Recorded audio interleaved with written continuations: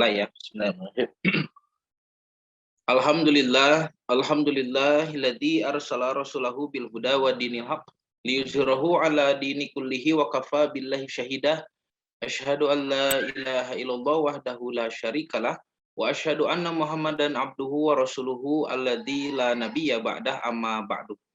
Kuatu iman yang dirahmati Allah, Bapak-bapak dan Ibu yang dirahmati Allah, puji dan syukur kehadirat Allah yang Maha Ghafur, kita bisa bertemu kembali dalam acara kajian virtual ya. Insya Allah kali ini tema bahasan kita adalah terkait dengan pemahaman seorang perempuan terutama dalam pandangan Islam. Nanti di sini kan disebutkan dalam judulnya kedudukan perempuan dalam tradisi agama Samawi. Artinya bukan hanya Islam, nanti saya bandingkan dengan bagaimana kedudukan perempuan itu di agama saudara-saudara kita orang Yahudi dan juga saudara-saudara kita orang Nasrani. Nah, kenapa nanti ada sedikit perbedaan antara kedudukan perempuan di dalam Al-Quran dengan kitab tradisi Yahudi dan Nasrani. Tetapi perbedaan yang sedikit ini bisa mempengaruhi begitu luas ya pengaruhnya ya kepada nasib perempuan di dunia Islam dengan nasib perempuan di dunia orang Yahudi dan Nasrani. Bahkan di negara-negara Eropa yang notabene adalah penganut Kristiani, itu mengalami penindasan, kekerasan, dan itu sejarah mencatat sendiri ya, bagaimana perempuan itu di Barat dulu sangat direndahkan. Nah, kita mulai ya, Bapak Ibu. Ini kan jalur atau ya runutan masalah yang saya coba kaji ya. Kenapa ada muslimah atau ada perempuan, khususnya di Indonesia kemarin ya, fenomena child free ini. Perempuan tidak mau punya anak. Nah, sebetulnya ini adalah teori yang sudah usang, teori yang sudah bangkrut, teori yang sudah tidak dipakai bahkan di dunia barat ya. Orang barat sekarang itu sudah kembali ke akar rumput ya. Para perempuan, para wanita di barat itu sudah diusahakan, diupayakan, digiring untuk kembali ke fitrah ya. Bahwa perempuan itu memang fitrahnya adalah untuk melahirkan anak dan mengurus mereka sebagai madrasah pertama bagi anak-anaknya. Nah, kalau Bapak dan Ibu nanti melihat ada fenomena yang disebut dengan child free ini, perempuan yang tidak mau punya anak ini adalah salah satu di antara sekian banyak sampah ideologi ya. Satu di antara banyak sampah ideologi yang dihasilkan dari revolusi feminisme yang kebablasan. Nah, ini kita sebagai umat Islam harus paham karena kita ini memiliki aturan ya di dalam Quran yang yang aturan itu bisa membangun peradaban ya. Karena Islam memiliki hukum dari mulai mengurusi kamar mandi sampai mengurusi planet bumi. Jadi kita ini agama peradaban, Bapak Ibu. Makanya Bapak dan Ibu harus paham, harus mengenal isu tentang kerusakan dunia perempuan ini. Nah, jadi kalau ada ideologi child free ini sengaja diangkat ya menjadi wacana publik ya, diangkat menjadi opini. Yang mana nanti ini tidak sendirian kan ya. Ini juga berbarengan dengan gerakan LGBT ya. Kemudian nanti dengan gerakan liberalisasi ya, sekularisasi ya. Banyak sekali masalah ya yang bisa kita ambil ya benang merahnya dari mana. Nah, salah satu di antara fenomena maraknya sampah ideologi ini terkait dengan kepentingan perempuan ya, itu dikarenakan sebuah revolusi feminisme yang kebablasan. Nah, kenapa revolusi feminismenya kebablasan? Karena perempuan yang tadinya mau menyetarakan gender ya, yang harusnya menjadi setara dengan laki-laki, menuntut hak-haknya begitu, ini malah jadi balas dendam kepada laki-laki.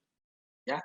Jadi balas dendam, tidak mau punya anak gitu. Jadi mereka mengatakan kepada Bapak, Bapak kalau punya anak, silakan lahirkan sendiri. Kenapa harus kami yang kesakitan begitu? Nah, jadi kalau ditanya kenapa ada revolusi feminisme, karena ada paham feminisme yang berasal dari kesetaraan gender, ya, menuntut kesetaraan gender. Nah, kalau dirunut lebih jauh lagi, kenapa harus ada kesetaraan gender? Kenapa perempuan-perempuan di barat itu menuntut adanya kesetaraan ya dengan laki-laki? Karena mereka sebelumnya itu direndahkan.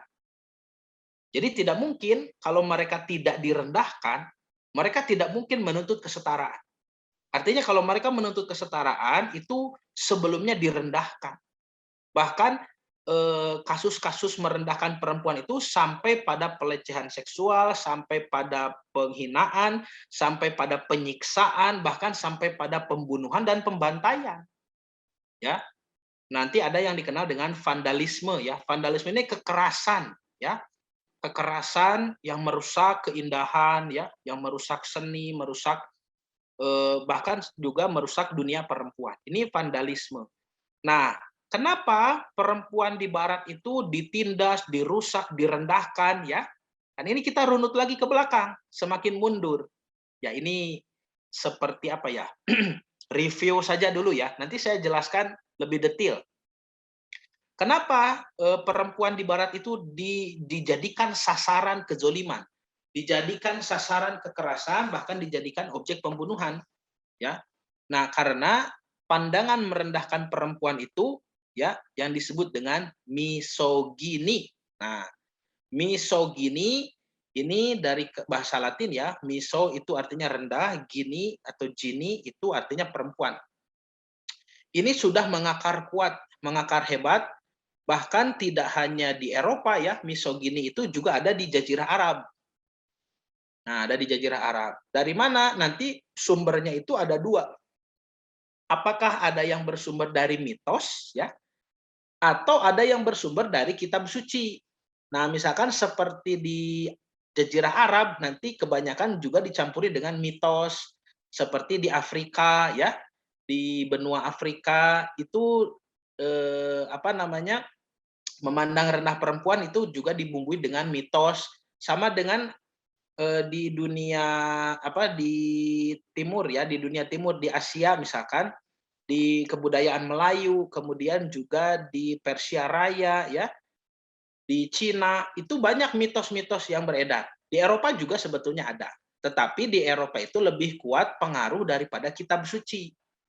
Nah, maka mitos yang diperkuat dengan kitab suci itu tentu saja menurut para ahli mitos ini naik kelas. Mitos ini naik kelas menjadi keyakinan, ya. Jadi yang asalnya perempuan itu dianggap hina, rendah, makhluk yang lemah, ya, cacat logika, cacat moral, makhluk terhina dan laki-laki itu lebih superior, ya, daripada perempuan. Mitos ini datanglah kitab suci yang di dalamnya nanti ada ayat yang menegaskan bahwa memang perempuan itu makhluk terkutuk, ya. Nah, maka dengan adanya bantuan dari kitab suci nanti berubah jadi keyakinan, ya. Mari kita runut lagi ke depan. Nah, keyakinan ini yang menjadikan masyarakat di barat waktu itu ya memandang rendah perempuan yang disebut dengan misogini, ya, misogini. Karena itu kan dulu di Arab jahiliyah juga ada yang mengubur anak perempuan hidup-hidup ya. Nah, itu karena tidak mau punya anak perempuan. Nah, karena perempuannya ini ditindas, direndahkan, bahkan nanti pada tingkat yang paling parah itu dijadikan sasaran pembunuhan ya, sasaran anarkisme ya, sampai dibantai gitu. Banyak perempuan yang dibantai dengan alasan eh, apa namanya? Mencari tukang sihir begitu. Nanti dulu ya di abad pertengahan di Eropa itu waktu gereja dulu memimpin Eropa. Silakan Bapak dan Ibu nanti lihat ya peristiwa-peristiwa banyak sekali ya di dalam buku sejarah dicatat. Misalkan yang paling menggenaskan itu bukti bahwa dulu memang gereja itu kejam, itu apa yang disebut dengan inkuisisi ya. Inkuisisi ini memang bukan hanya kepada perempuan, kepada laki-laki juga berlaku ya. Penindasan, kekerasan, bahkan alat-alat pembunuhannya juga sangat banyak ya, disimpan di gudang bawah tanah begitu. dan manusia itu disiksa di sana kalau ada yang menentang dogma atau doktrin gereja. Nah, maka ketika Eropa itu masuk ke apa namanya? Abad pertengahan ya, ketika masuk ke zaman Enlightenment atau Renaissance ya, zaman pemujaan akal, kemudian mereka memerdekakan diri dari agama ya, yang disebut dengan liberalisasi itu, ya, liberalisme. Nah, baru mereka menuntut kesetaraan gender. Ini nanti ada tokohnya ya. Nah, dengan menuntut kesetaraan gender inilah para perempuan nanti balas dendam ya kepada laki-laki. Jadi revolusi feminisme, lalu kebablasan, makanya banyak melahirkan masalah. Gitu, Pak. Nah, untuk menjawab ya apa namanya sebagai solusi daripada permasalahan ini, tentu karena ini adalah ideologi yang palsu ya, ciptaan iblis. Ideologi palsu ciptaan iblis. Tidak mungkin kita memahami barang palsu kalau tidak paham barang asli, kan begitu. Bapak dan Ibu bisa mengatakan ini uang palsu. Kenapa? Karena tahu yang asli seperti apa. Ini emas palsu, ya. Ini barang-barang juga palsu. Kenapa bisa menyebut palsu? Karena tahu yang asli. Nah, makanya di pertemuan sekarang, ya, judul kita adalah kedudukan perempuan dalam tradisi agama samawi. Ini kita pahami dulu yang asli sebelum nanti kita membongkar ya sesuatu yang palsu. Nah, saya mengajak Bapak dan Ibu untuk melihat dulu kepada Al-Qur'an. Bagaimana Allah Subhanahu wa taala sebetulnya memiliki tujuan menciptakan perempuan. Yang mana di episode tentang diabolisme intelektual ya saya sudah menyampaikan ketika Allah Subhanahu wa taala menyebut manusia di dalam Al-Qur'an dengan menggunakan ragam istilah dalam bahasa Arab ya, manusia disebut insan, disebut insu, disebut anas, disebut bashar kan. Ternyata penamaan itu ada maksud dan tujuan. Jadi bukan secara kebetulan ya disebut seperti itu, bukan by accident, tapi by design. Semuanya dimaksudkan oleh Allah. Begitu juga ketika kita membahas perempuan. Nah, lihat ini ibu ya, terutama ibu-ibu nih harus paham ya bahwa Allah Subhanahu wa taala menyebut ibu di dalam Quran lebih banyak ragam istilahnya daripada menyebut bapak. Bahkan di dalam Al-Quran kita tidak menemukan surat laki-laki. Ada tidak surat Ar-Rijal begitu? Tidak ada ya. Adanya surat An-Nisa. Nah, mari kita lihat bagaimana Al-Quran menyebut perempuan. Yang pertama, perempuan disebut unfa. Ini. Seperti misalkan di surah Ali Imran ya. Ketika istri Imran, Siti Hannah, meminta anak laki-laki tetapi malah diberi perempuan. Siti Maryam itu ya. Nah, kan beliau berkata, ini Robi ini wadok tuha unfa. Nah, gitu kan. Ya Allah, ternyata aku melahirkan bayi perempuan. Jadi perempuan disebut unfa ya di dalam Al-Qur'an. Kemudian kalau kita lihat lagi di ayat yang lain, ibu di dalam Quran juga disebut niswatun atau an-niswah ya. Disebut niswah. Nah, lalu yang paling populer ibu disebut an-nisa ya. Perempuan itu disebut nisaun atau an-nisa. Nanti ada juga lafad imro'atun ya, imro'ah. Lalu ibu juga disebut zaujatun atau zaujah. Cobi Bapak Ibu. Ini sekali lagi ya, saya tidak bosan mengingatkan kalau kita belajar agama Islam yang menggunakan bahasa Arab ya, ajaran dari Nabi Shallallahu alaihi wasallam yang orang Arab. Otomatis Nabi itu mengajarkan kan bilisani kaumihim dengan lisan kaumnya di Arab waktu itu ya.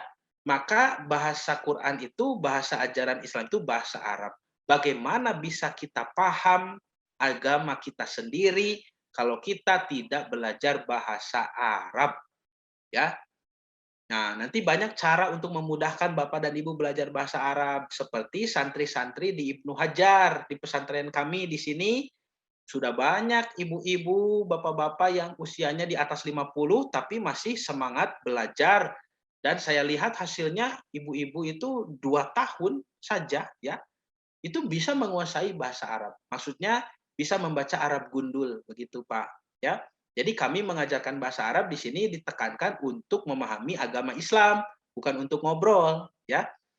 Kalau untuk ngobrol bahasa Arab pasar, ya itu mungkin tidak akan selancar orang-orang yang sekolah di Arab atau orang-orang yang mengambil jurusan sastra Arab, ya. Tetapi kami menitik beratkan kepada gramatika bahasa, ya, supaya paham apa yang diungkapkan oleh Allah di dalam Quran dan oleh Nabi di dalam hadis. Nah, serta keterangan para ulama. Jadi Imam Syafi'i juga mewajibkan bahasa Arab, mewajibkan umat Islam belajar bahasa Arab, ya. Imam Syafi'i bahasa Arab karena kalau Bapak dan Ibu tidak belajar bahasa Arab, ya, nanti tidak akan bisa khusyuk di dalam sholat, begitu. Ya. Karena yang disebut dengan khusyuk di dalam sholat itu adalah mengerti apa yang dibaca, begitu ya, khusyuk itu. Jadi khusyuk itu bukan tidak ingat apa-apa, tidak terdengar apa-apa, tidak terlihat apa-apa, eta mah sanes khusyuk tibra eta mah salatna. Yang disebut dengan khusyuk itu adalah paham apa yang.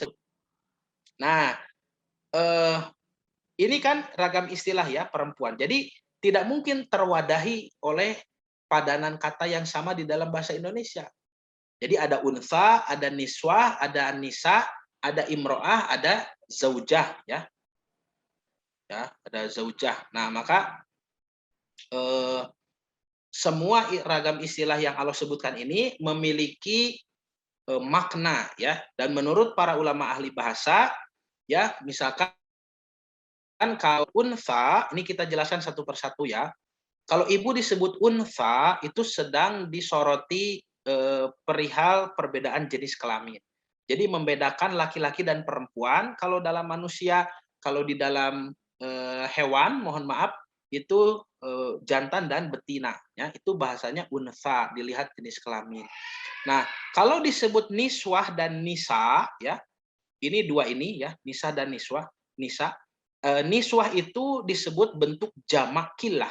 Jamak kilah itu bentuk jamak berat, tapi masih dalam hitungan yang sedikit. Jadi ada perempuan banyak, lebih dari satu nih, tetapi tidak sampai pada tingkat yang sangat banyak. Ya hanya berempat, bertiga begitu ya. Nah, ya ibu-ibu ngabring, itu niswah itu, ya disebutnya niswah kata para ulama ahli bahasa. Dan kata niswah ini dalam Quran disebut sampai 59 kali, ya 59 kali. Kemudian kata An-Nisa, ya, An-Nisa ini disebut sebagai jamak daripada niswah. Nah, jadi kalau banyak ya An-Nisa itu Al-Quran menyebutnya dengan ungkapan nisaun atau An-Nisa. Ini menunjukkan makna perempuan yang sangat banyak. Jadi niswah dan nisa ini melihat perempuan ya dibedakan dari segi kuantitas saja. Kuantitas ya.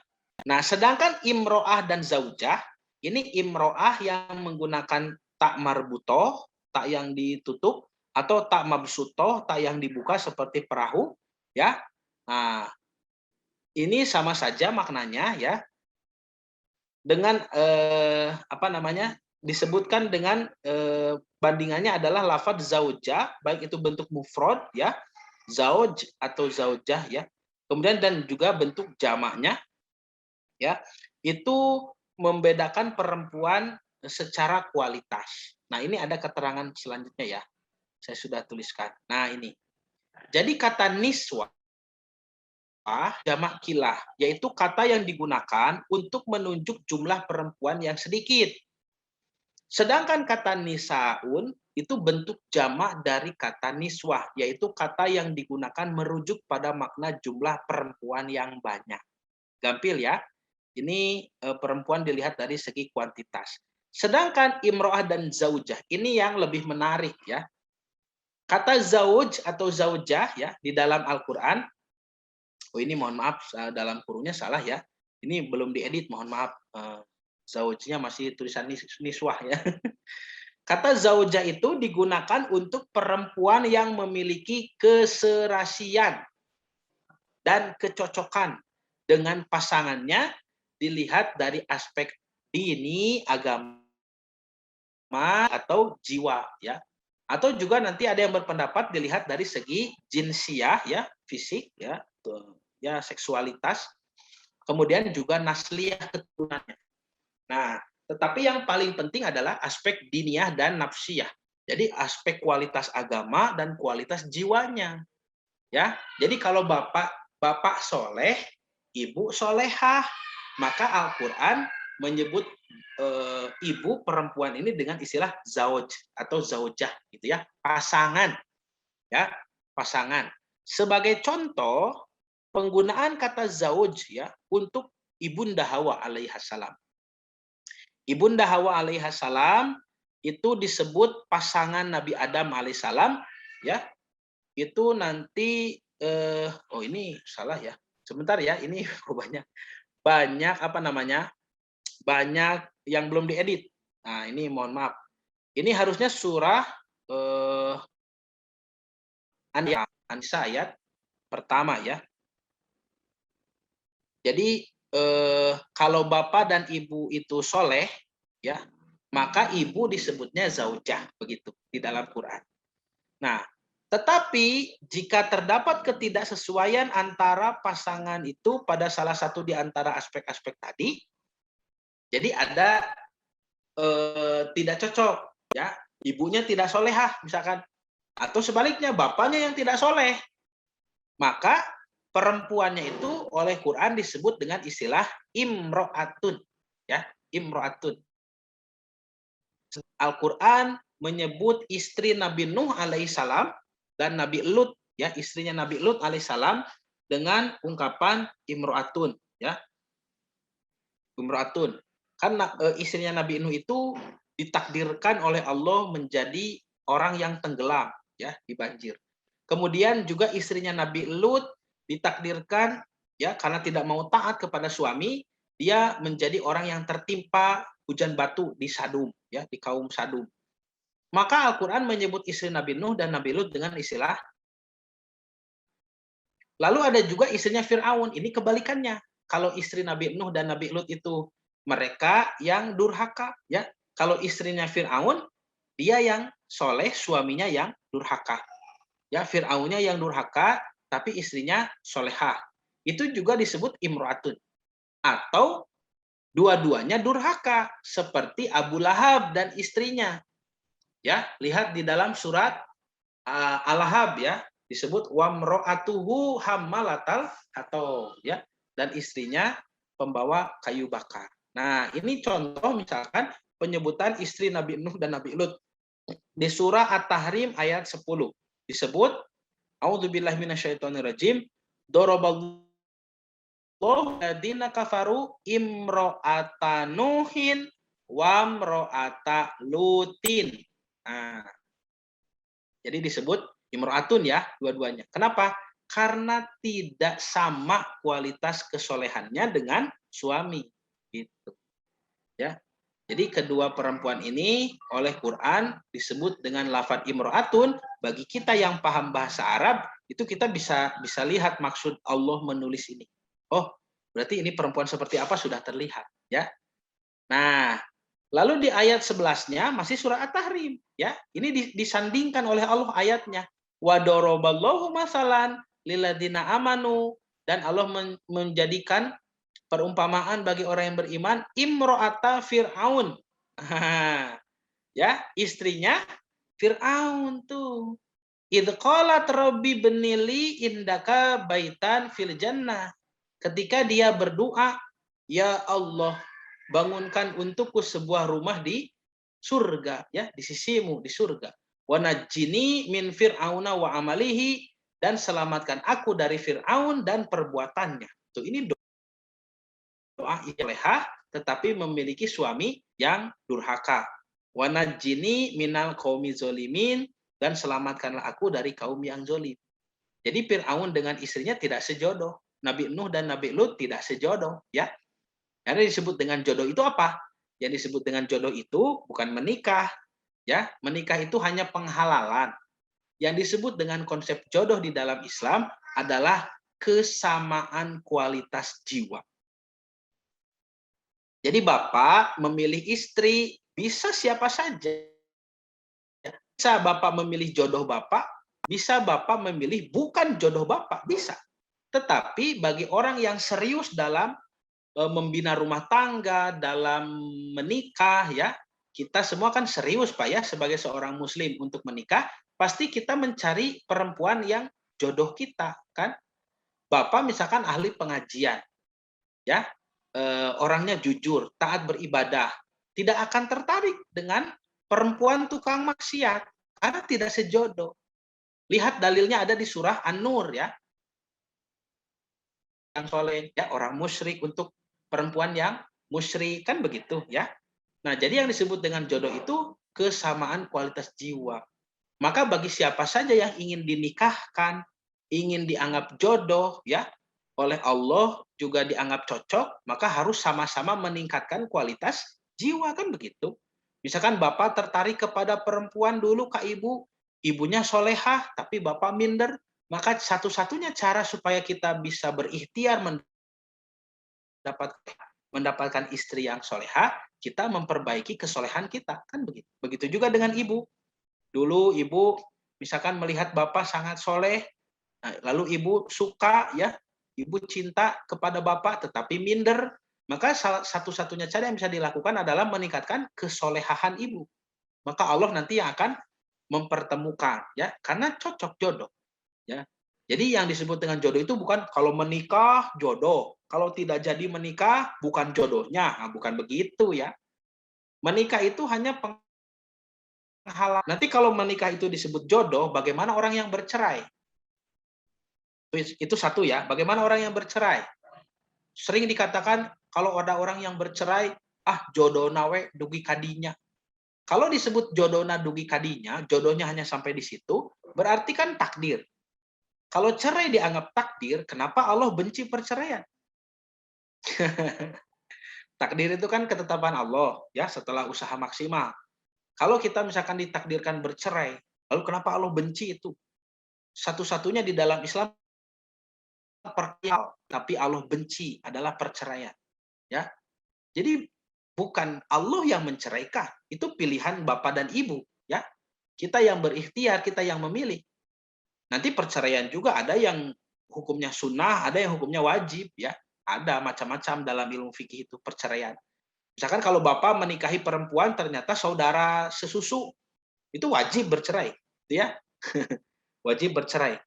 Atau bapak punya istri sudah tidak mau lagi melayani, ya, sudah berontak begitu, itu silakan diceraikan. Nah, tetapi sekali lagi ketika seseorang disebut berjodoh itu artinya bukan masalah pernikahan perceraian, bukan.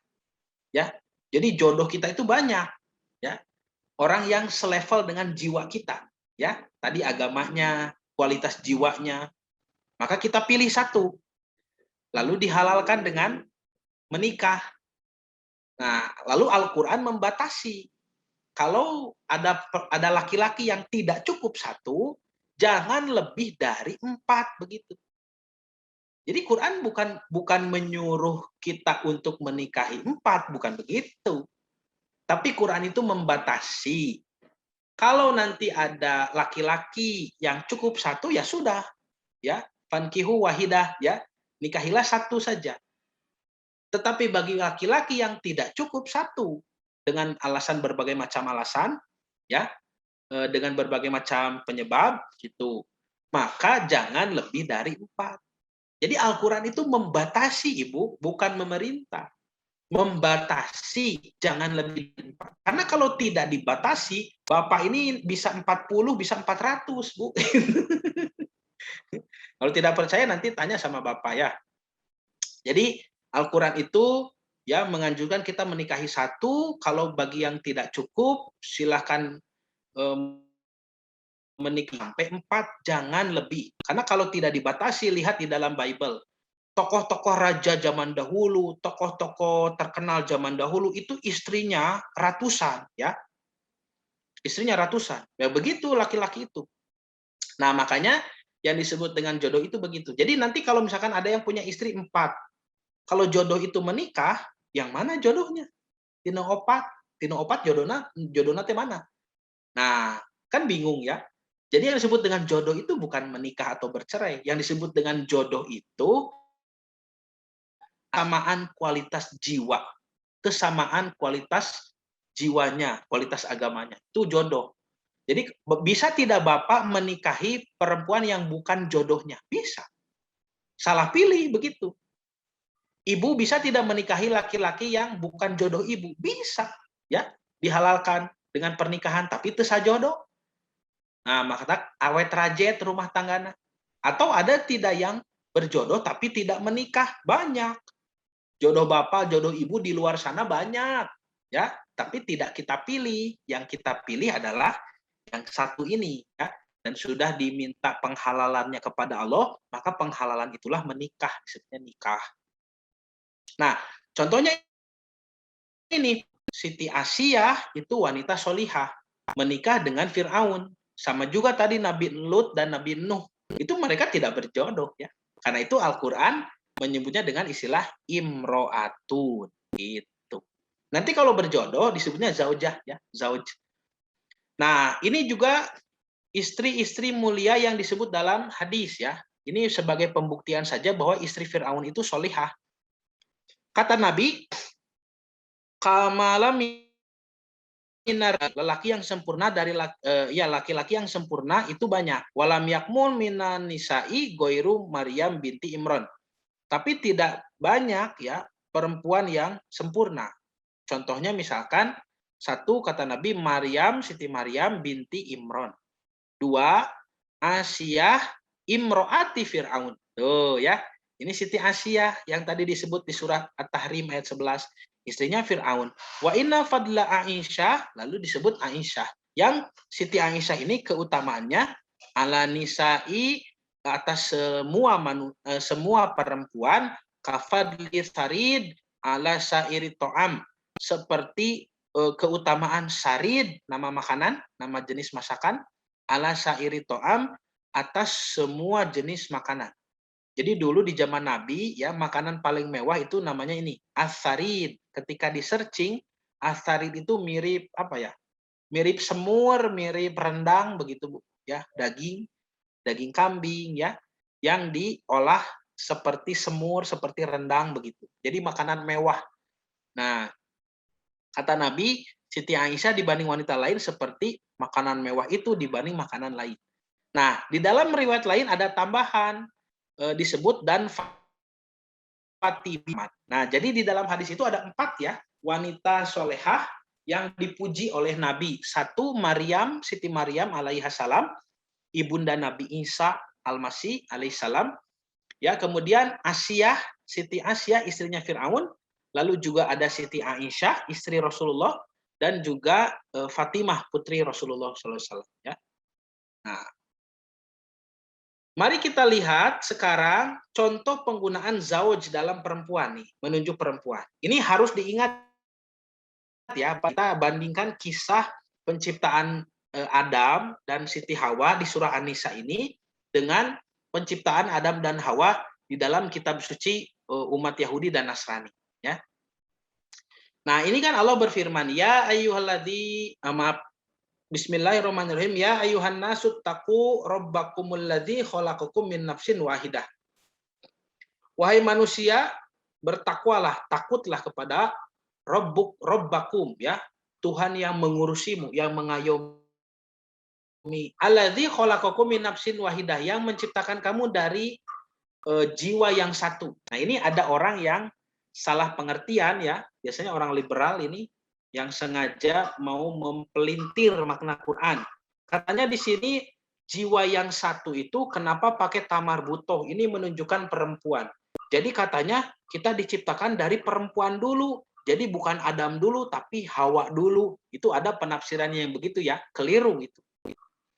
Kenapa keliru? Karena tamar butoh ciri perempuan di sini bukan merujuk pada jenis kelamin manusia yang diciptakan, bukan kepada Hawa, tapi tamar butoh jenis perempuan di sini merujuk pada lafad nafsun ini.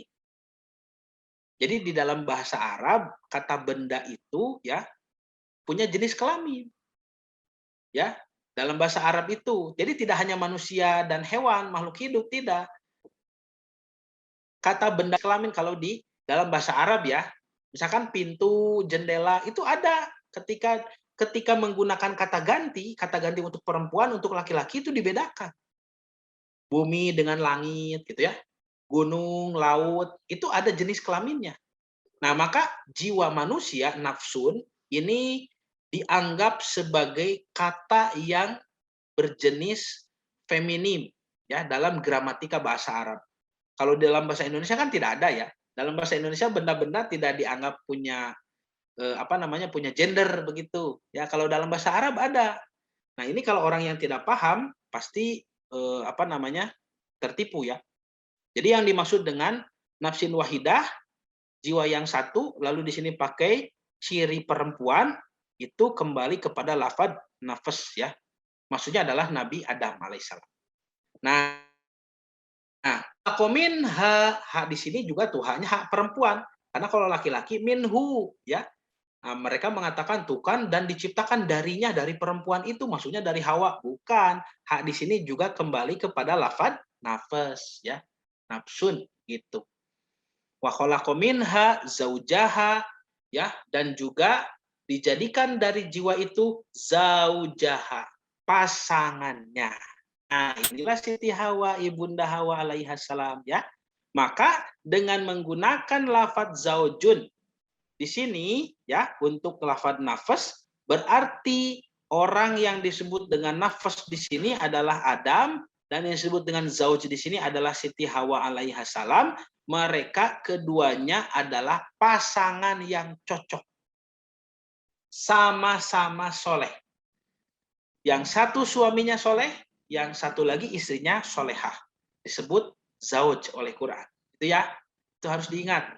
Nah, seperti bapak dan ibu. Bapak soleh, ibunya solehah. Amin ya. Nah, nanti ibu itu oleh Quran disebutnya zaujah. Nah, pasangan bapak. Cobi Pak, leres tuh ibu di bumi Pak zaujah atau imro'ah gitu ya. Nah, ini biasanya bapak-bapak yang ditanya begitu tidak berani menjawab kalau ada istrinya di belakang begitu kalau di masjid. Bapak, ibu zaujah atau imro'ah? Hehe, gitu kan. Nah, ternyata ibu itu zaujah ya kalau di rumah. Kalau di supermarket imro'ah gitu. Di supermarket mah tara nurut. Nah, wabatha minhuma rijalan kasiron wanisaan dan diperbanyak ya, dibangkitkan begitu. Minhuma dari keduanya rijalan kasiron wanisaan, laki-laki dan perempuan yang banyak. Sudah sampai di sini ya. Karena kesininya nanti ayat ini tentang silaturahim. Makna silaturahim yang sebenarnya itu di sini. Bukan silaturahim yang kita sering kenal sekarang ya.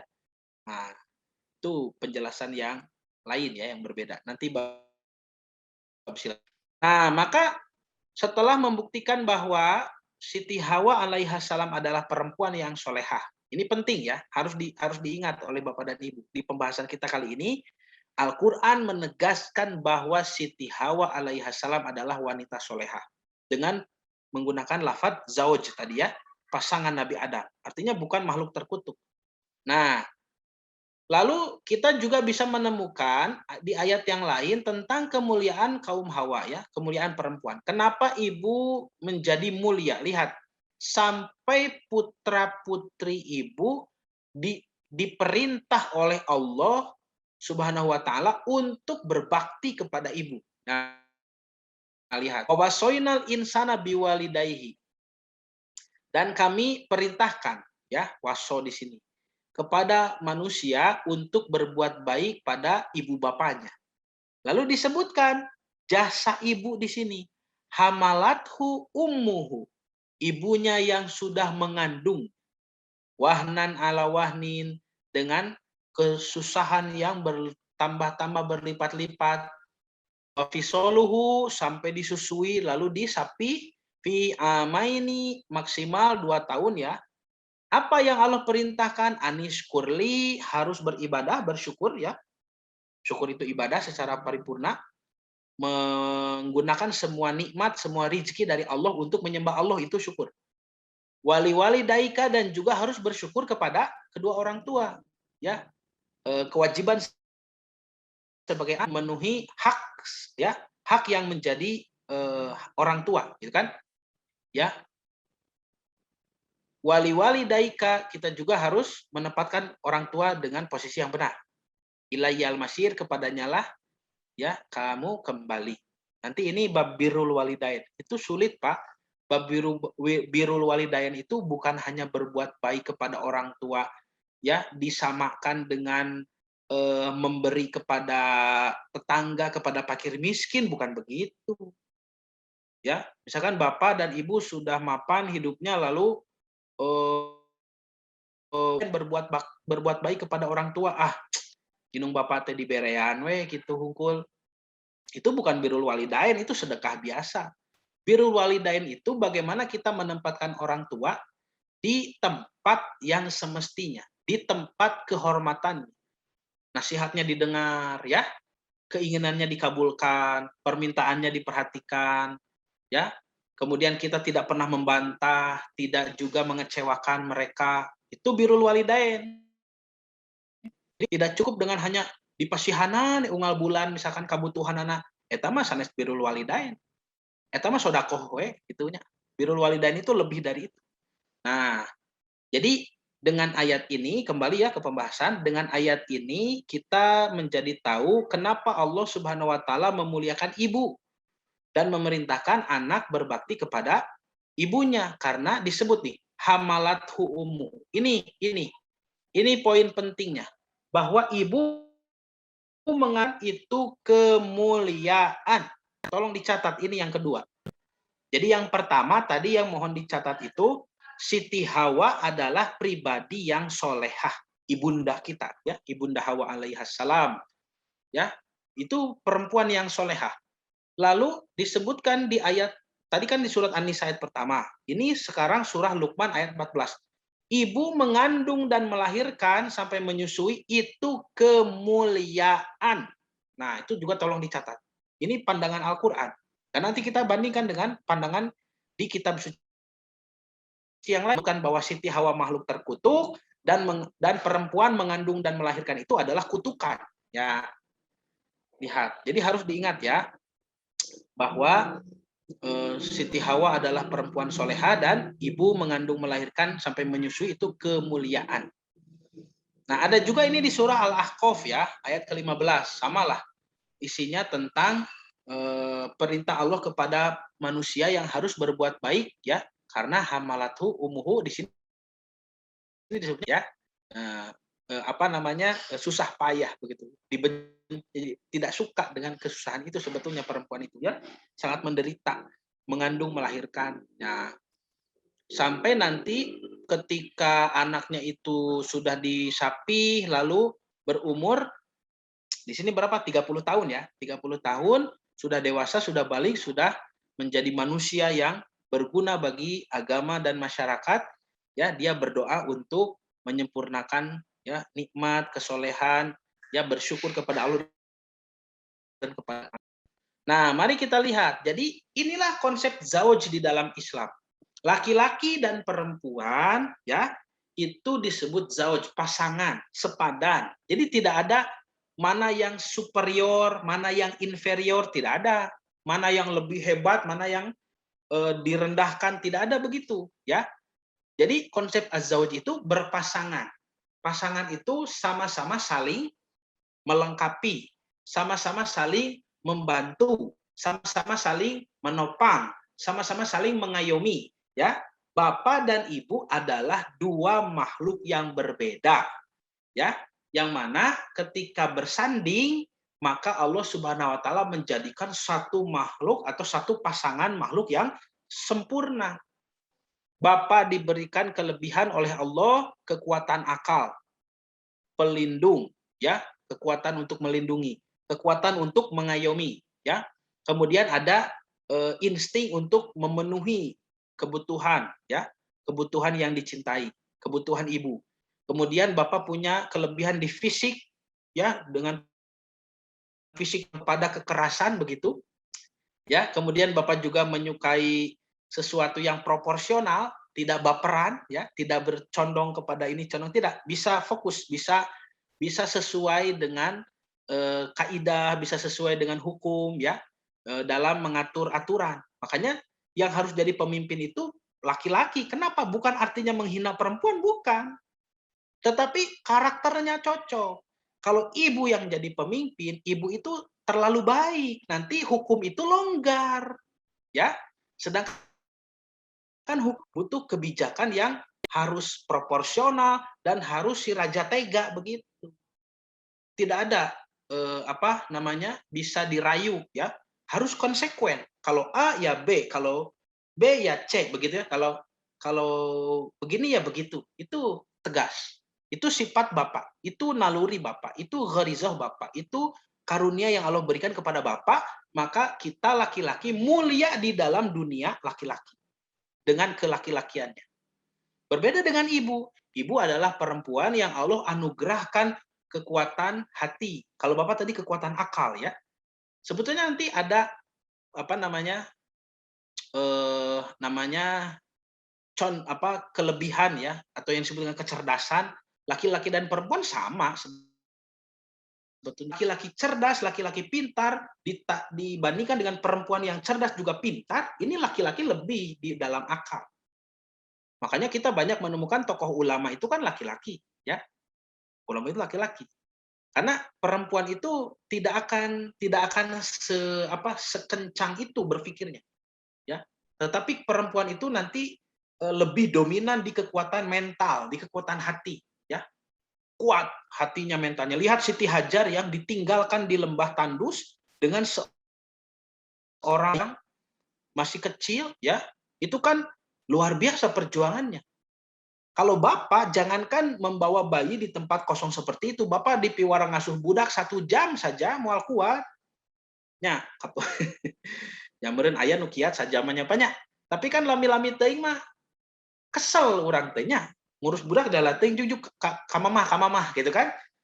Ka ibu gitu. Kenapa? Karena Bapak banyak pekerjaan, ya. Yang lain yang cocok dengan naluri Bapak sebagai laki-laki. Tidak mungkin ngangais budak we nya. Nah, lalu ibu diberi kodrat penyayang, punya naluri mengasuh. Kalau Bapak tadi kan melindungi, mengayomi, memberi begitu. Kalau ibu menyayangi, mengasuh, menjaga, ya, menerima dan menjaga. Itu ibu. Maka disebut dina bahasa Sunda mah istri mah dulang tinande. Dulang tinande kan ya tempat yang menerima begitu, ya. Lalu nanti dijaga. Nah, fisiknya kuat tentang ketahanan, bukan kekerasan. Ibu itu kuatnya ketahanan. Jadi siga naonnya, siga sirem gitu, siga nu alit lemah, tapi lihat semut itu bisa mengangkat semut yang lain sendirian. Ya. Ibu itu membawa bayi di perut 9 bulan itu, ya. Kemudian setelah melahirkan digendong kemana-mana, ya. Saya yakin Bapak mah teu kuateun, Bu. Jol nyari cangkeng si Bapak mah gerak. Ya, piwara ngais budak. Ibu mah kuat, ya. Belum lagi menyusui, ya, belum sambil beres-beres rumah, ya, apalagi wanita yang bekerja. Apakah boleh wanita bekerja? Boleh, silahkan. Tetapi harus diperhatikan jenis pekerjaannya. Jangan sampai pekerjaan yang diambil, yang digeluti, merusak fitrah ibu sebagai perempuan. Sampai anak terlantar, sampai suami terlantar. Itu tidak boleh pekerjaan seperti itu. Bekerja silahkan, tapi nya mikir we atuh gawena piraku jadi kuli bangunan nya. Jadi kalau jadi kuli bangunan ya itu kan tidak sesuai dengan fitrah ibu. Dan ibu ini orang yang penyabar sekali, ya. Makanya madrasah pertama bagi peradaban manusia. Tokoh ulama, pemimpin, mujahid, pahlawan Islam semua berawal dari pendidikan wanita yang luar biasa. Ya, yang mana anak ini kan dari lahir sampai balig, ya, didekatkan kepada ibu. Ya, diajar maca, diajar etika, mother tongue, bahasa ibu. Bahasa ibu itu apa? Itu bahasa moral, bahasa sukunya, ya, adab yang diajarkan, sabar, anak itu dinasehati terus, da bapak mah moal kiateun kok. langsung dibabuk. Nanti setelah balik, sudah besar, baru anak itu didekatkan kepada bapak supaya punya figur contoh, oh ini ya saya ini harus seperti bapak, bagaimana memimpin, bagaimana bersosial, bertanggung jawab begitu. Itu. Nah, dan ibu suka baperan. Makanya dengan melihat kodrat seperti ini, Allah memberitahu kepada kita, ibu jangan jadi pemimpin begitu. Ini kan bukan masalah siapa merendahkan siapa, bukan. Tapi Allah sedang menetapkan posisi yang proporsional, yang pas. Kalau masalah kepemimpinan, serahkan kepada laki-laki. Karena kodratnya seperti itu. Ya. Tetapi kalau masalah yang lain, sampai mendidik calon ulama, mendidik calon pemimpin, bahkan nabi saja itu perempuan, ya, disusui, ya, kemudian juga dididik. Nanti setelah menikah juga Nabi menikahi perempuan yang lebih tua dari dirinya, masih juga dibantu perempuan, ya. Jadi Nabi itu kualitasnya terjaga oleh berapa orang perempuan itu, ya. Nah, jadi ini madrasah pertama. Maka laki-laki dan perempuan tidak bisa dinilai dengan satu standar penilaian. Betapa bodohnya orang yang menilai dua makhluk yang berbeda dengan satu penilaian salah. Contoh misalkan ikan, yang satu monyet. Ini kan makhluk berbeda, dua ini. Ikan dan monyet mau kita jadikan adu balapan. Ini mau balapan apa? Mau balapan berenang. Kasihan monyet kan. Mau balapan lari naik pohon, bagaimana ikan bisa begitu? Ini kan salah yang mengukur, ya. Dan itulah yang ditekankan oleh budaya barat sekarang dengan kesetaraan gender itu. Perempuan harus bisa apa yang dilakukan oleh laki-laki. Padahal ini dua makhluk yang berbeda. Orang barat itu memandang laki-laki dan perempuan harus sama secara keseluruhan. Kenapa dalam pentas olahraga sebesar Olimpiade tidak ada laki-laki lawan perempuan? Kenapa di pentas olahraga sebesar Olimpiade, SEA Games, ada tidak pertandingan laki-laki lawan perempuan? Sok adukeun. Sepak bola sok laki-laki lawan perempuan, tinju sok, ya, gulat sok. Kan tidak ada.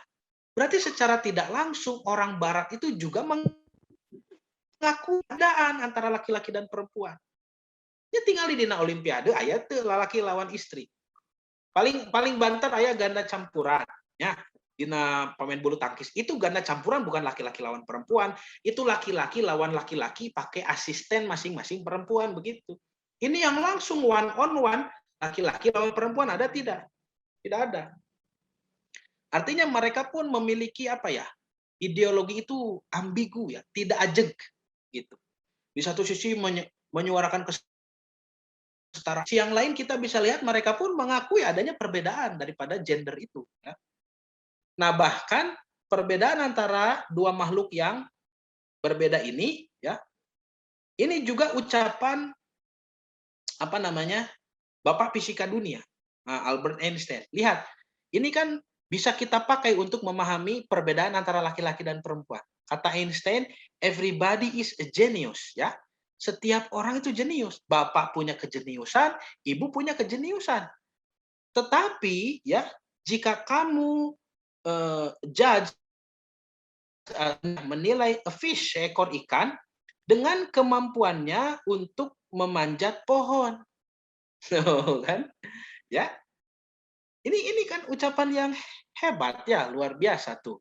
Maka kalau kita menilai seekor ikan dengan kemampuannya memanjat pohon, ya, akan terlihat ikan itu, ya, seumur hidupnya, ya, dipercaya sebagai makhluk yang bodoh.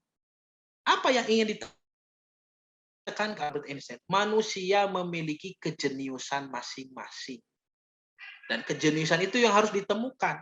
Berarti pendidikan ini kan harus proporsional. Tidak bisa disamaratakan begitu. Sama juga halnya dalam kasus gender. Laki-laki dan perempuan jenius pada dunianya masing-masing.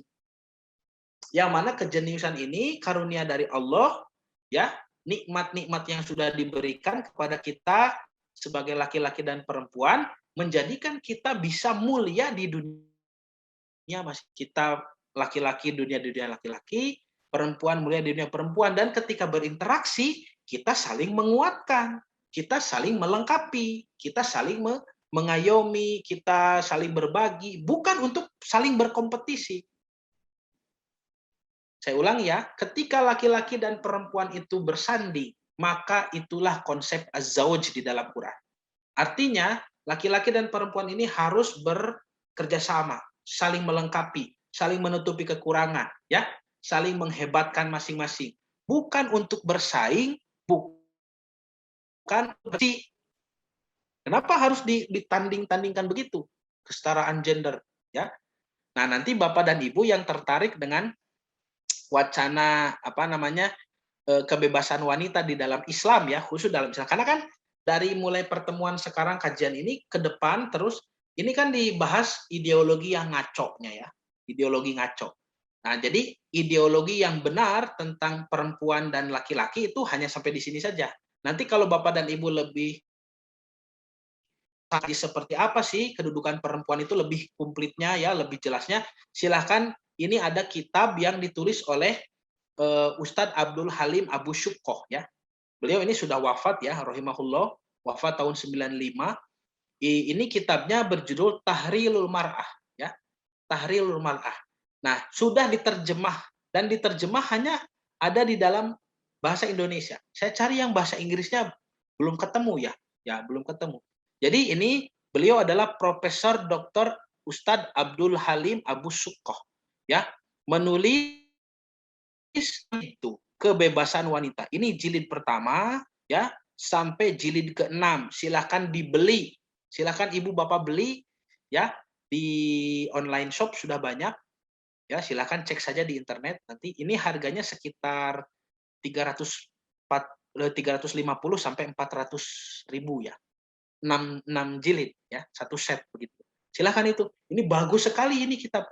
Jadi kitab ini bisa menjelaskan ternyata Islam agama yang sangat emansipatoris, sangat menjunjung tinggi kedudukan perempuan. Ya, bandingkan dengan zaman jahiliyah. Ketika Islam datang itu, Islam menjadi pahlawan, mengangkat derajat perempuan. Sekarang, ya, apa yang sudah dilakukan oleh Islam kepada perempuan itu berusaha untuk digoncangkan begitu, berusaha untuk dirobohkan oleh peradaban sekuler modern, ya, yang sebetulnya itu adalah peradaban dari hasil pemikiran-pemikiran iblis. Nah, sudah, ya. Jadi itu adalah pandangan Al-Quran terkait dengan perempuan. Mari kita bandingkan, masih ada waktu sedikit lagi, ya, dengan kisah Nabi Adam dan Hawa di dalam Bible. Nanti ini yang mempengaruhi ideologi orang Barat, kenapa mereka jadi merendahkan perempuan. Bapak dan Ibu harus tahu, ya. Ini ada di kitab Tanakh, ya, atau kitab Torah, Nevi'im dan Ketubim, tepatnya di kitab Torah di Sefer Bereshit, ya. Jadi orang Yahudi menyebutnya kitab Torah, surat pertama itu Sefer Bereshit. Orang Kristen lama kitab Kejadian begitu. Nah, di pasal ketiga ini, ya, pasal ketiga disebutkan ketika Adam dan Hawa itu ada di surga, mereka hidup senang, ya, di bapak dan ibunda kita di sana. Lalu datang iblis yang cemburu kepada kedudukan Nabi Adam. Kan malaikat sudah menghormati, ya, dan Allah juga sudah perintahkan untuk sujud, untuk hormat kepada Adam. Ini iblis menjelma jadi ular, dikatakan adapun ular ialah yang paling cerdik dari segala binatang di darat yang dijadikan oleh Tuhan. Ular itu berkata kepada perempuan itu, ini bahkan tidak disebut namanya, ya. Jadi nama ibunda Hawa tidak disebut, ya. Disebutnya perempuan ini, ya, kepada Siti Hawa. Kata ular kepada perempuan itu, tentulah Allah berfirman, semua pohon dalam taman ini jangan kamu makan buahnya, bukan? Jadi cek orai, Pak. Ini ular ngobrol ke ibunda Hawa. Neng, gitunya. Tuhan bilang ini pohon-pohon di surga ini tidak boleh dimakan, ya, gitu kan? Lalu ini hanya memancing saja, ya, memancing. Lalu kata Siti Hawa ya, ini disebutnya lalu sahut perempuan itu kepada ular, buah pohon-pohon dalam taman ini boleh kami makan, tetapi buah pohon yang ada di tengah-tengah taman itu yang tidak boleh. Nah, ditunjuk tuh pohon yang menurut versi ulama Islam disebut buah khuldi, ya kan? Buah khuldi. Nah, ini buah kalau buah keabadian. Nanti ada dua jenis ya. Kalau dalam Bible ada dua jenis, ada buah keabadian, ada buah kecerdasan begitu. Yang kalau dimakan kita bisa jadi sehebat Tuhan begitu. Allah berfirman, jangan kamu makan ataupun raba buah itu nanti kamu mati. Ini kan Tuhan berbohong, gitu kan? Kata iblis, ular itu berkata, sekali-kali kamu tidak akan mati. Nah, ini beda ya. Kalau di Quran kan Allah tidak menyebut buah itu kalau dimakan bakal bagaimana, akan menyebabkan apa, tidak ya. Allah hanya membuat aturan, jangan dekati pohon ini. Ya. Nanti apa namanya?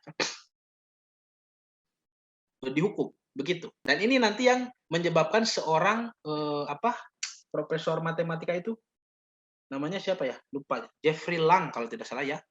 Jeffrey Lang masuk Islam karena membandingkan dua kisah Adam dan Hawa di Quran dan di dalam Torah ini dalam Bible. Nah, ternyata kata iblis, tetapi Allah tahu bahwa pada waktu kamu makan buah itu, matamu akan terbuka dan kamu akan menjadi seperti Allah. Tuh, tahu tentang yang baik dan yang jahat. Jadi digoda, ya. Nah, maka ternyata perempuan itu tergoda, lalu memakannya, lalu bukan memakan suaminya untuk memetiknya, lalu memakannya. Nah, singkat cerita, karena ini ayatnya panjang ya, singkat cerita sudah dimakan buahnya, lalu Allah datang. Nah, di dalam Bible digambarkan seperti ini. Ketika mereka mendengar bunyi langkah Tuhan. Jadi terdengar suara langkah Allah gitu ya. Yang berjalan-jalan dalam taman itu pada waktu hari sejuk. Ini tidak ada di dalam Quran ya. Allah disamakan seperti makhluk begini. Maka bersembunyilah manusia dan istrinya itu, bukan tidak disebut nama ya, istrinya itu terhadap Tuhan di antara pohon-pohon dalam taman. Tetapi Tuhan memanggil manusia itu dan berfirman, "Di manakah engkau?" Ya Allah, nepi kata apalnya Pak, di mana Adam jeung Hawa? Maka ia menjawab, ini Adam yang menjawab, "Aku dengar bahwa engkau ada di taman ini, aku menjadi takut karena aku telanjang." Jadi ketika dimakan buah itu, terbukalah aurat mereka. Itu benar ya, Quran pun menjelaskan. Jadi telanjang. Sebab itu aku bersembunyi. Firman Allah, siapakah yang memberitahukan kepadamu bahwa engkau telanjang? Nah ini ditanya, apakah engkau makan dari buah pohon yang kularang engkau makan itu? Tinggal, ini ceritanya Nabi Adam sedang diinterogasi. Manusia itu menjawab, maksudnya Nabi Adam ini. Bagaimana jawaban Adam? Menyalahkan istri. Perempuan yang kau tempatkan di sisiku, dialah yang memberi dari buah pohon itu kepadaku, maka aku makan. Jadi Nabi Adam tidak tanggung jawab, ya, menyalahkan istri. Kemudian berfirman Tuhan kepada perempuan itu. Sekarang Allah menginterogasi Hawa begitu. Apa yang telah kau perbuat ini? Naonan cenah eta. Maka perempuan ini menyalahkan ular ya. Kata Hawa, ular itu yang memperdayakan aku ya. Maka ku makan, katanya begitu. Nah, lalu berfirman Tuhan kepada ular, sekarang menginterogasi ular. Karena engkau berbuat demikian, terkutuklah engkau di antara segala ternak, di antara segala binatang hutan, dengan perutmu engkau akan menjala, dan debu tanahlah yang akan kau makan seumur hidupmu. Aku akan mengadakan permusuhan antara engkau dan perempuan ini, antara keturunanmu dan keturunannya. Tuh, makanya kita katanya bermusuhan dengan ular gitu ya. Keturunannya akan meremukkan kepalamu dan engkau akan meremukkan tumitnya. Tuh, ya. Nah, lihat. Ini ayat selanjutnya yang saya tulis di Ibraninya ya. Ini mohon maaf. yang disebut dengan original sin atau dosa pertama, dosa turunan, dosa yang dilakukan oleh orang tua kita dulu yang menurut tradisi Bible ini diturunkan kepada kita, ya. Nah, makanya Adam dan Hawa dihukum, dikeluarkan dari Taman Eden, dari surga. Lalu ada kutukan khusus kepada perempuan, kepada Hawa. Ini bedanya. Firmannya kepada perempuan itu, kepada Siti Hawa alaihissalam. Lihat Bu, susah payahmu waktu mengandung akan kubuat sangat banyak. Tuh. Jadi dengan kesakitan engkau akan melahirkan anakmu, ya. Namun engkau akan berahi ke suamimu, ya, dan ia akan berkuasa atasmu. Jadi menurut ayat ini, ibu mengandung, melahirkan, ya, itu adalah kutukan Tuhan. Nah, ya, kutukan Tuhan. Jadi yang pertama Ibunda Hawa disalahkan, ya, tetapi kemudian apa namanya? Setelah dihukum, Nabi Adam pun mendapatkan hukuman, keluar dari Eden. Hanya saja di sini ada hukuman khusus bagi perempuan, yaitu dikutuk, ya. Perempuan susah payah waktu mengandung dan melahirkan dibuat sangat banyak, begitu. Ini yang disebut dengan original sin atau dosa. Nah, kita tahu dalam surat An-Nisa ayat pertama tadi, satu Ibunda Hawa disebut zaujun, ya, zauju Adam, pasangan Adam. Artinya Ibunda Hawa adalah wanita solehah. Ini perbedaan sudut pandang daripada Al-Quran dan kitab suci orang Yahudi dan Nasrani. Yang kedua, di dalam surah Al-Baqarah, ya, ini disebutkan fa'azallahuma syaitanu anha fa'akhrajahuma mimma kana fi. Maka setan memperdayakan keduanya. Nah, jadi di Quran disebutkan fa'azallahuma, memperdayai keduanya. Jadi dosa pertama, original sin tadi, memetik buah khuldi, adalah kesalahan berdua. Bukan salah Ibunda Hawa saja, tapi Adam pun salah karena dia yang memetik pertama kali. Meskipun yang menginisiatifkan adalah istrinya, dan istrinya pun digoda oleh iblis, tetapi Adam pun bertanggung jawab terhadap pelanggaran itu, ya. Makanya disebut fa'azallahuma. Tuh, ya.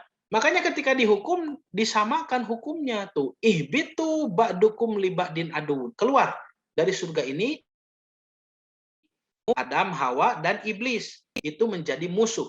Walakum fil ardi, dan kamu akan berada di bumi, mustaqorun wa mataun ilahin, ya, sebagai tempat tinggal dan sebagai tempat kesenangan sampai waktu yang ditentukan. Nah, di sini disebutkan juga di ayat selanjutnya, fatalaqqa adamu mir rabbihi kalimatin fataba alai. Nabi Adam ini sudah meminta kalimat-kalimat taubat. Fataba alai, dan Nabi Adam bertaubat kepada Allah. Elohim, sesungguhnya Allah Maha Penerima Taubat, Maha Penyayang. Artinya taubatnya diterima. Ya. Taubatnya sudah diterima, sudah tidak ada masalah, ya, terkait dengan pelanggaran itu. Nah, makanya ini aturan yang Allah tetapkan kepada Adam dan Hawa. Kulnah bitu minha jami'an. Keluar kalian dari sini semuanya. Fa imma ya'tiyanakum minni hudan faman tabi'a hudaya fala khaufun alaihim. Siapa yang mengikuti petunjukmu tidak ada ketakutan, walahum yahzanun, dan tidak akan bersedih. Waladina kafaru wa kadzabu biatina. Siapa yang melanggar dan mendustakan ayat kami, kufur kepada ayat benar, itulah penduduk neraka. Jadi aturan mainnya juga disamakan. Tidak ada mana yang lebih superior, mana inferior, tidak ada. Ya, laki-laki dan perempuan dua-duanya sama, syaratnya harus mengikuti petunjuk Tuhan. Jadi tidak ada yang dihinakan. Ya, kalau laki-laki melanggar itu dan perempuan yang taat, maka perempuan ini lebih mulia dari laki-laki. Jadi kita tidak dibedakan dengan gender di mata Allah. Yang membedakan adalah ketakwaannya, begitu ya. Nah, sudah. Jadi ini kesimpulan sementara ya. Dosa awal, dosa pertama ya, atau original sin menurut Al-Quran dan Alkitab. Jadi menurut Quran berdua, fazalahuma syaiton. Tapi menurut dalam Alkitab itu kesalahan Ibunda Hawa ya. Terlihat dari tadi ucapan Adam yang menyalahkan istrinya Hawa. Lalu nanti Hawa diberi hukuman tambahan, kutukan, ya, yang khusus begitu. Kemudian sama-sama dihukum berdua juga sama ya, dihukum berdua, tetapi kalau di Quran itu sudah diterima taubat, kalau di Bible malah kutukan itu diturunkan turun temurun, ya. Kalau bagi laki-laki nanti jadi dosa warisan, ya. Kalau perempuan, ini sedikit saja perbedaannya, yaitu kutukan harus merasakan sakitnya mengandung dan melahirkan. Nah, maka dari sinilah, ya, ini saya tutup ya sebagai penutup, kisah kutukan Hawa ini menjadi sebab lahirnya paham misoginis, ya, membenci wanita, itu misoginite, dan diyakini menjadi sebab munculnya banyak perlakuan kasar dan negatif terhadap wanita. Bahkan paham yang berasal dari ajaran Yahudi Kristen ini juga berpengaruh cukup luas di dunia Arab. Tuh. Jadi, ya kesimpulannya, kita harus paham dulu konsep zawaj di dalam Quran untuk bisa merenungkan dan mendapatkan informasi terkait apa yang Tuhan inginkan, apa yang Tuhan kehendaki dari penciptaan perempuan. Sudah tadi saya jelaskan ya, konsep az-zawaj itu. Laki-laki dan perempuan eksistensinya bukan untuk bersaing, bukan untuk berkompetisi, tetapi menjadi pasangan yang saling melengkapi, pasangan yang saling menguatkan, menutupi kekurangan masing-masing, yang mana oleh Quran disebut dengan istilah zawaj, ya. Kalau nanti bapak dan ibu itu menjadi pasangan yang tidak cocok, ya, menurut Quran, menurut Allah, maka ibu disebut imro'ah, begitu. Tuh. Jadi kesananya nanti kita membahas tentang misogini dan fenomena yang terjadi, ya, bahkan sampai nanti menindas perempuan dan bagaimana perempuan itu bangkit lalu meminta kesetaraan gender, gitu ya. Jadi kalau ditanya apakah di Islam ada fenomena perempuan menuntut kesetaraan gender, tentu saja tidak ada. Kenapa? Karena muslimah di dalam dunia Islam tidak merasa direndahkan. Karena di dunia Islam dalam pandangan Al-Quran tidak ada pandangan misogini sebetulnya. Nanti kita harus proporsional dalam menjelaskan, ya. Nanti saya juga akan tampilkan bagaimana kritik yang datang kepada Quran, kritik yang datang kepada ajaran Islam dari dunia Barat. Jadi muslimah tidak merasa direndahkan, lalu orang Barat bilang, ini kan kamu sedang direndahkan. Kenapa kamu harus pakai kerudung? Kenapa hak warismu itu sedikit? Kenapa kamu akikah itu hanya menyembelih satu domba gitu ya? Kenapa begini, kenapa begitu? Kenapa sholat di belakang? Kenapa? Wah, banyak sekali yang orang Barat seolah-olah berusaha menyadarkan, begitu menurut mereka ya, berusaha menyadarkan ibu bahwa ibu ini sedang ditindas loh, begitu. Nah, itu nanti di pembahasan selanjutnya. Sekian dulu ya. Saya kembalikan kepada host ya, kepada Ustadz Gopur. Silakan, Pak Haji, Pak Ustadz, silakan. Alhamdulillah. Jazakallah hasanah jaza Ustaz atas ilmunya, dan waktu juga sudah menunjukkan pukul 2 pas ya. Jadi untuk kali ini mungkin tidak ada pertanyaan yang lewat Zoom, tapi kalau japri Ya. langsung bisa lah Ustaz ya. Ya bisa, boleh. Atau nanti di-keep saja sampai pertemuan selanjutnya. Ya paling ya sampai Ya. pertemuan selanjutnya untuk pertanyaan-pertanyaan yang ingin disampaikan ke Ustadz Lasanova. Itu saja mungkin untuk kajian kali ini. Terima kasih semuanya. Mari kita tutup dengan doa kifaratul majelis. Alhamdulillahirabbil alamin. Subhanakallahumma bihamdika asyhadu an la ilaha illa anta astaghfiruka wa atubu ilaik. Hadanallahu yakum ajmain. Assalamualaikum warahmatullahi wabarakatuh.